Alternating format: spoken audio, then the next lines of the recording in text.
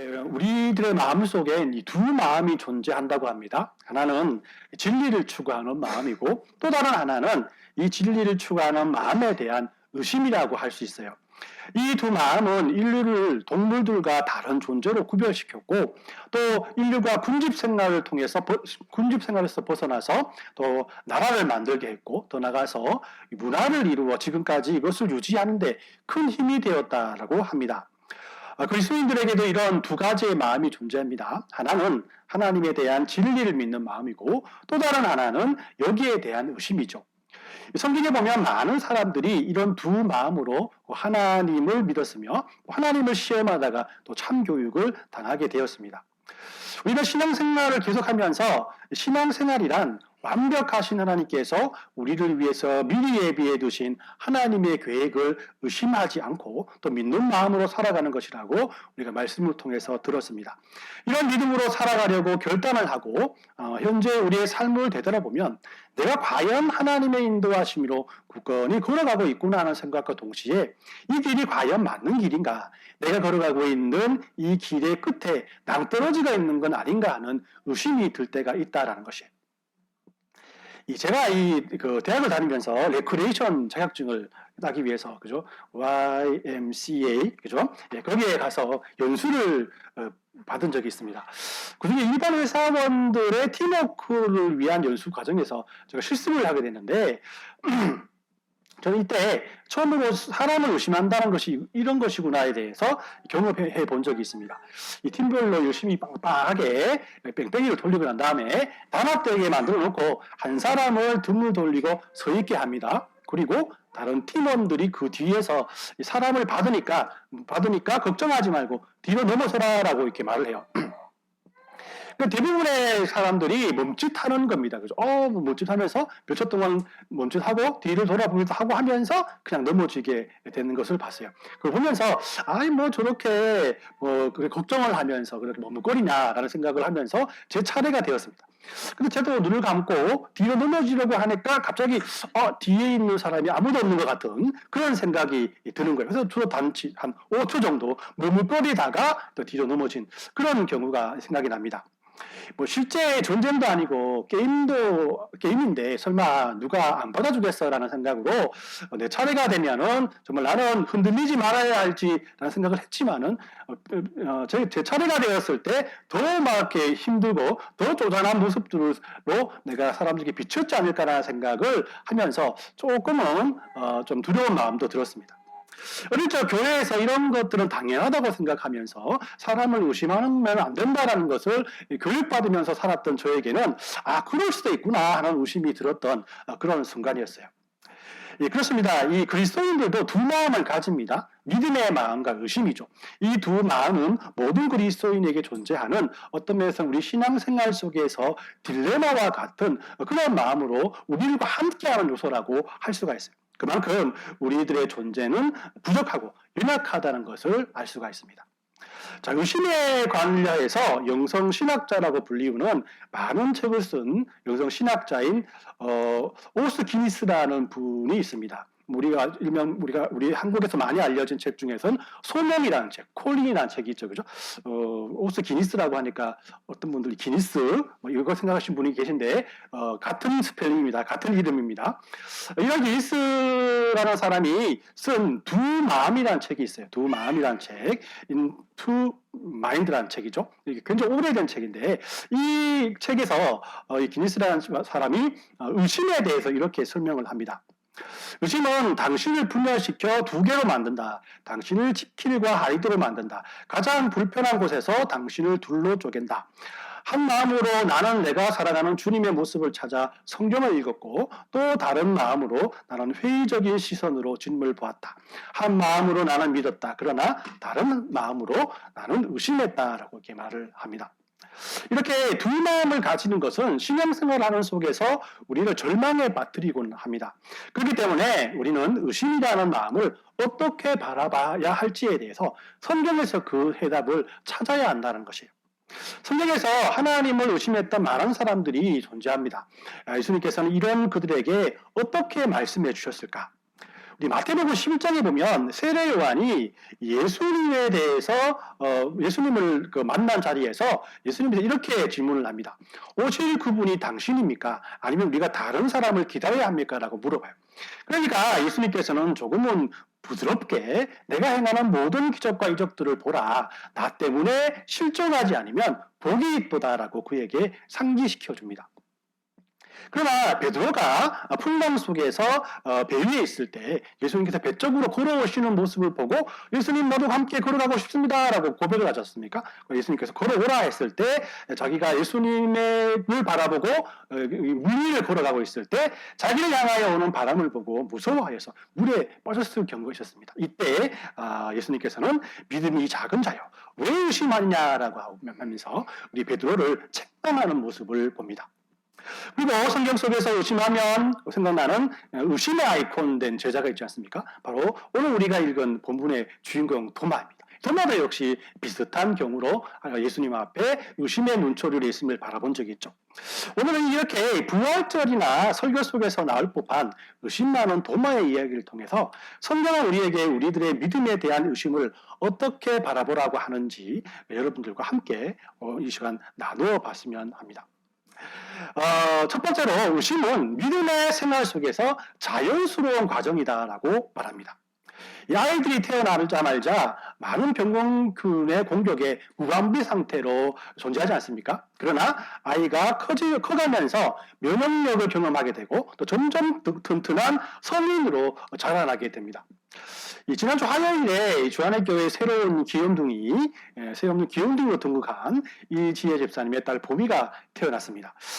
태어날 저녁에 제가 잠시 병원을 방문해서 또 이렇게 함께 기도했었는데요. 그날 할로윈 저녁이라서 그죠? 민노루 농장에서 막 폭죽놀이를 하더라고요. 그래서 10분 정도 막 폭죽이 막 터지는데 병원 창문에 보니까 다 보이더라고요. 그래서 참 아이가 태어난 것을 축복하는 폭죽이구나. 보미가 캐나다에 있으면 평생 동안 보미 생일날은 폭죽이 터지겠구나. 그런 생각을 하면서 함께 기도하고 나왔던 기억이 있습니다. 아무튼 어린아이들이 커가면서 어릴 적에는 많은 잔병 치료를 한다고 하지 않습니까? 그것이 정상적인 성장의 과정이고 또 그것이 아이를 더 건강하고 성숙하게 만든다는 것은 사실입니다. 하지만 이 부모들 입장에서 아이들이 아프고 또 그렇게 또 다치고 하면 이런 말에 의심이 들지 않습니까? 이것이 조바심이 되고 걱정이 되고 더 커져서 분노가 되기도 해요. 그러다가 이런 마음이 의심으로 바뀌게 되면은 일이 점점 커지게 되죠. 어떤 이는 예방접종도 하지 못하게 하고 병원도 못 가게 하는 사태를 맞이하게 된다는 것이에요. 이렇게 우리들의 신앙생활 속에서 작은 의심은 어떤 면에서는 그리스도인들의 정상적인 경험이라고 할 수가 있습니다. 연약하고 부족한 죄 많은 인간이 하나님을 만나서 이 모든 것들을 다 해결해봤고 또 하나님의 자녀로서 천국을 소유한다는 것을 믿고 난 다음 이 복음에 대해서 믿겨지지 않을 때가 분명히 있다라는 거죠. 당연한 거 아니겠어요? 그죠? 만약에 여러분들 부모님이 알고 보니까 대그룹의 회장이었어요. 그동안 여러분들 숨겼어요. 그렇다면 여러분들 진짜인가 한번 의심하지 않을까요? 그대로 믿을까요? 그렇지 않다라는 것이죠. 그래서 의심은 어떤 면에서 독특하긴 하지만은 시대를 초월해서 모든 성도들이 직면해 있는 정상적인 믿음의 사건이라고 할 수가 있습니다. 사단이 하와를 유혹할 때 사용한 것이 바로 하나님에 대한 의심 아니었습니까? 그렇기 때문에 악한 세력들에게 여전히 가장 인기 있는 유혹은 바로 성도들에게 먼저 의심으로 공격하는 것이라고 할 수 있어요. 우리가 하나님을 인격적으로 만나지 않았을 때 우리는 본질상 하나님의 말씀보다는 자기 말을 의지하며 살아갔던 사람들 아니겠습니까? 그래서 우리가 때때로 여전히 의심과 불신앙을 가지고 살아간다는 것은 사실 전혀 놀라운 일이 아니다라는 것입니다. 사실 앞에서 언급했던 것처럼 많은 성경의 인물들은 이런 의심의 그런 삶을 살았던 사람들이었습니다. 여러분들 이 구약 성경에서 보면은 하나님을 찬양했던 찬양대의 지휘자가 아삽이라는 사람이 있는데 그 사람이 그의 시편에서 하나님을 이렇게 고백하고 있습니다. 시편 77장 7에서 9절까지 말씀입니다. 주께서 영원히 버리실까? 다시는 은혜를 베푸지 아니하실까? 그의 인자하심은 영원히 끝났는가? 그의 약속하심도 영구히 파였는가? 하나님이 그가 베푸실 은혜를 잊으셨는가? 노하심으로 그가 베푸실 긍휼을 그치셨는가 하였나이다 라고 고백을 합니다. 그 삶을 되돌아보는 이 고백을 통해서 볼 수 있는 것은 그가 많은 사람들의 리더로서 삶을 살아갔고 찬양들을 인도하는 그런 영적인 사람이었지만 그럼에도 불구하고 그의 마음속에는 이런 하나님에 대한 의구심이 존재했다라는 것입니다.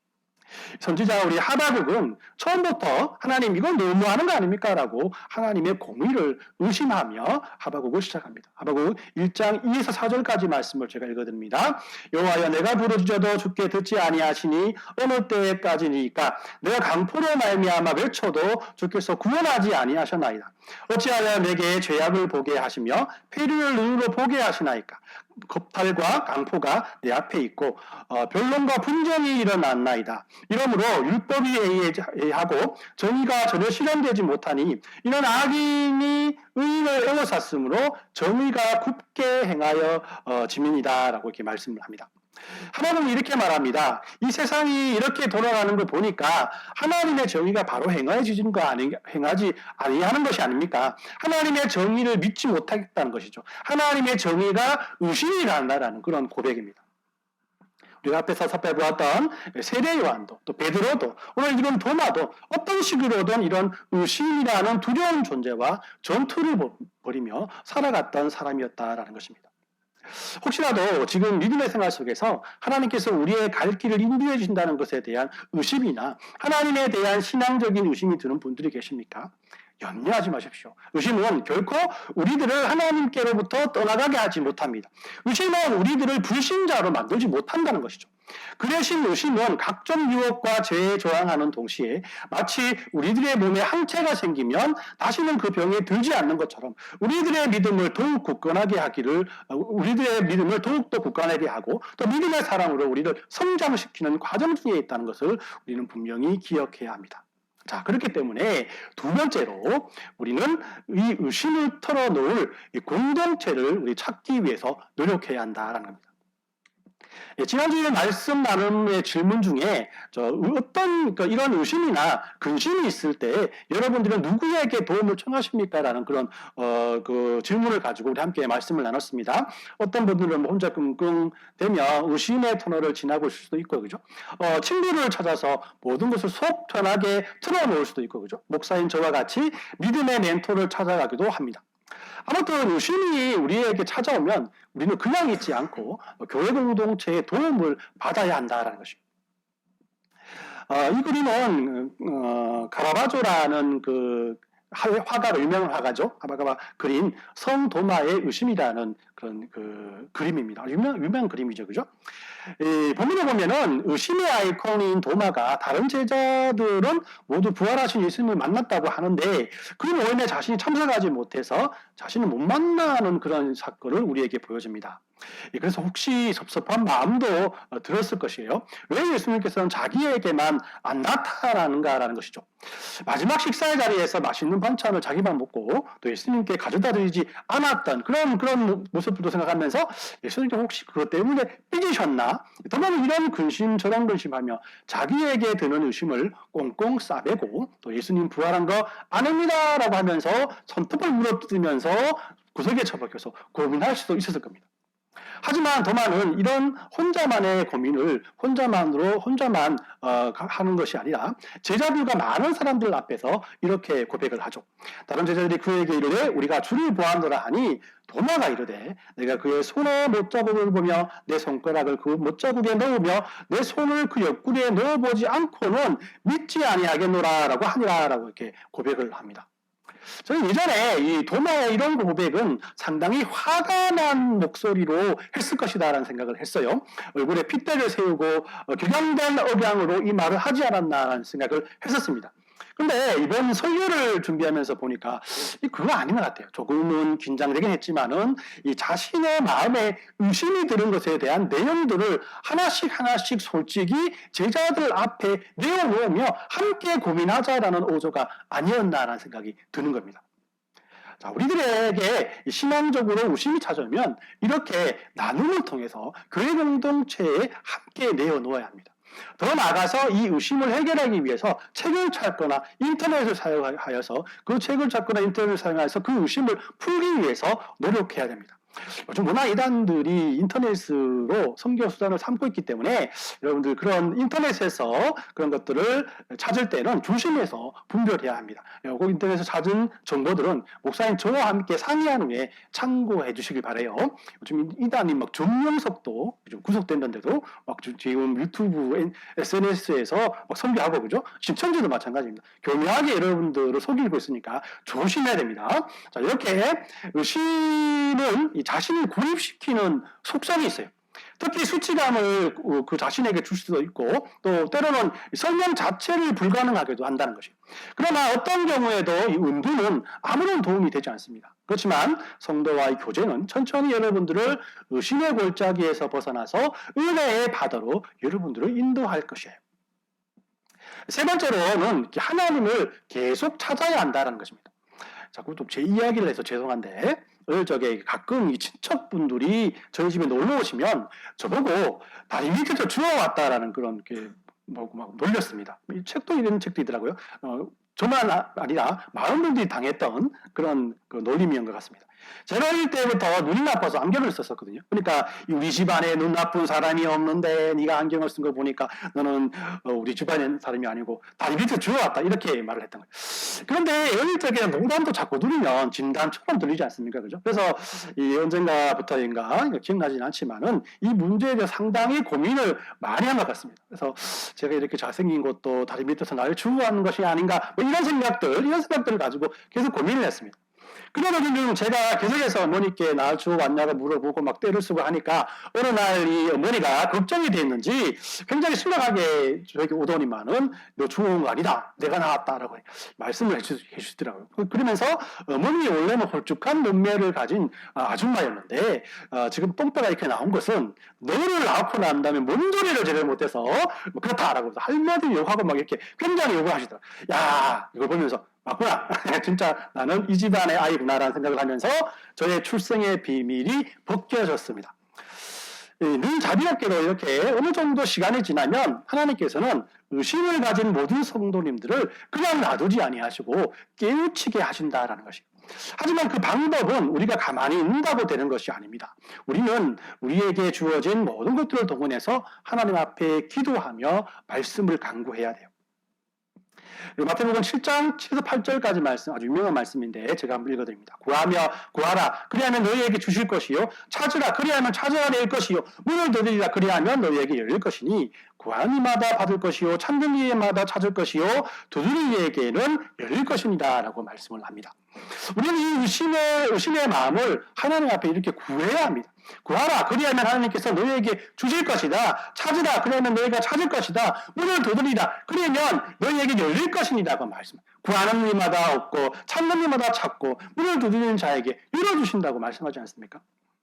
여러분에게 있는 하나님에 대한 의심을 하나님께 간구하고 기도한 적이 있습니까? 구해보십시오. 찾아보십시오. 문을 두드려 보십시오. 구하는 사람이 없고 찾는 사람이 찾고 문을 두드리는 사람에게 열리는 것이 하나님의 법칙임을 믿으시길 바랍니다. 자, 우리 마지막으로 네 번째는 바로 인내를 가지고 기다리는 겁니다. 여러분 구하라 그리하면 주실 것이다 라고 이렇게 고백을 하고 그것을 믿는 마음으로 기다리지만은 하나님은 간구와 또 응답 사이에 얼마나 긴 시간이 걸릴지 우리에게 말씀하지 않습니다. 어떤 사람에게는 긴 시간이 될 수가 있고 어떤 한 사람에게는 짧은 시간도 될 수 있다는 것입니다. 본문을 보면 의심의 아이콘 도마가 직접 예수님을 보고 손과 발에 못자국에 손을 넣어보지 않고는 못 믿겠다고 고백을 하고 난 다음에 그냥 있지 않죠. 그죠? 도마 너 기도했을 것이고 제자들도 모두가 다시 한번 부활하신 예수님께서 우리를 찾아와 달라고 간구했을 것입니다. 자, 이러한 기도와 간구 끝에 자 26절 말씀을 한번 보겠습니다. 여러 때를 지나서 제자들이 다시 집안에 있을 때에 도마도 함께 있고 문들이 닫혔는데 예수께서 오사 가운데 서서 이르시되 너희에게 평강이 있을지어다라고 하시고라고 이 말씀을 합니다. 자, 며칠이 지났습니까? 여드레는 8일을 말하죠. 그죠? 그러면 예수님께서 왜 굳이 8일이나 시간을 두고 다시 제자들에게 나타났을까? 부활하신 예수님은 문이 닫혔는데도 불구하고 그것을 뚫고 제자들이 있는 방으로 오실 수 있는 분이시잖아요. 그죠? 이런 시간과 공간을 초월하신 분이 하나님이시고 예수님이시라는 사실인데, 부활하신 예수님은 어떤 것으로도 방해받지 않는 분이신데, 도마의 의심스러운 고백을 들었을 때 곧바로 그 자리에 와서 도마 앞에 나타날 수도 있었을 텐데, 이렇게 왜 8일 후에 제자들을 만나러 오시냐라는 것이에요. 이렇게 생각하면 예수님께서는 일부러 8일을 지체했다라고 볼 수가 있습니다. 예수님께서는 도마가 신의 고백을 했던 그 순간에 그냥 나타나지 아니하시고 그가 고뇌에 참 8일을 보내도록 그대로 내버려 두셨다라는 것입니다. 이렇게 의심은 우리들을 유혹하고 고문할 뿐만 아니라 우리에게 많은 가르침을 줍니다. 기다림을 통해서 우리는 도마와 함께 많은 것들을 배우게 되죠. 하나님께서 우리에게 지혜와 또 사랑을 주시지 않으면 우리의 믿음이 얼마나 연약한 존재인 것을 깨닫게 하는 것입니다. 하나님에 대한 의심을 가지고 기도하며 그 해결책을 찾으면 찾을수록 우리는 그 기다림의 시간에 하나님에 대해서, 나의 믿음에 대해서, 그리고 하나님을 찾는 법에 대해서 많은 것들을 배우게 된다라는 것이에요. 오늘 이렇게 말씀을 정리합니다.